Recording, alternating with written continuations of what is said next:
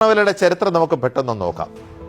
2005 October 10, അതായത് 2005, 20 വർഷം മുമ്പ് പവന് 5000 രൂപ മാത്രമാണ് വില.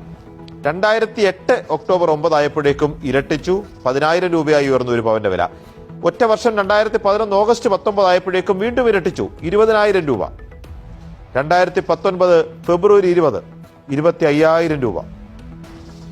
5 വർഷം എടുത്തില്ല, ഒറ്റ വർഷം മാത്രം 2020 ജനുവരി 6, 30000 രൂപയായി ഉയർന്നു. 2020 ജൂലൈ 31 ആയപ്പോഴേക്കും അത് 40000-ലെത്തി. 2024 മാർച്ച് 29, 500,000, 50,000. 2025 ജനുവരി 22, 60,000 രൂപ. 2025 ഏപ്രിൽ 11, ഇന്നലെ 69,000. ഇന്ന് 2025 ഏപ്രിൽ 12 ആയപ്പോൾ 70,000 കടന്നിരിക്കുന്നു. 70,160 രൂപ.